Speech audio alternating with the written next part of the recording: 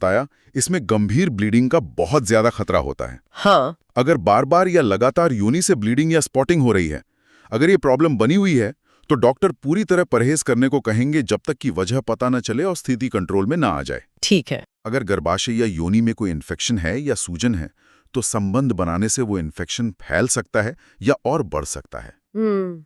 अगर पहले गर्भपात हुआ हो, हिस्ट्री ऑफ मिसकैरेज या बार बार गर्भपात होता हो, ऐसे मामलों में डॉक्टर अक्सर बहुत ज्यादा सावधानी बरतने की सलाह देते हैं और इसमें शारीरिक संबंध से परहेज भी शामिल हो सकता है, खासकर शुरुआती कुछ महीनों में।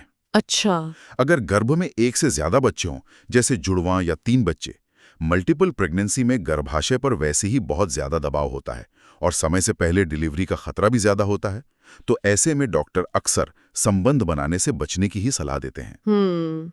और एक और स्थिति है एमनियोटिक फ्लूइड का लीक होना। अगर वो पानी की थैली कहीं से लीक कर रही है, तो इन्फेक्शन का खतरा बहुत बढ़ जाता है और ऐसे में भी परहेज जरूरी है। इन गंभीर स्थितियों में बच्चे पर क्या असर पड़ सकता है? वैसे तो हमने शुरू में बात की कि बच्चा सुरक्षित रहता है, लेकिन इन खास हालात में संबंध बनाने से क्या हो सकता है?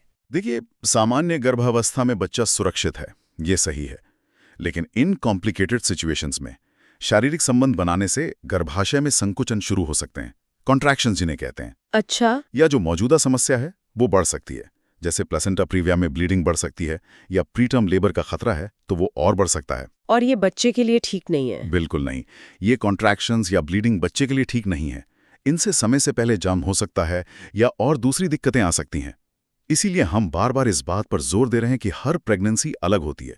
सिर्फ डॉक्टर ही आपकी व्यक्तिगत स्थिति को देखकर सही और सुरक्षित सलाह दे सकते हैं। बिल्कुल, डॉक्टर की सलाह को तो किसी भी हालत में नज़रअंदाज नहीं करना चाहिए। तो इस पूरी चर्चा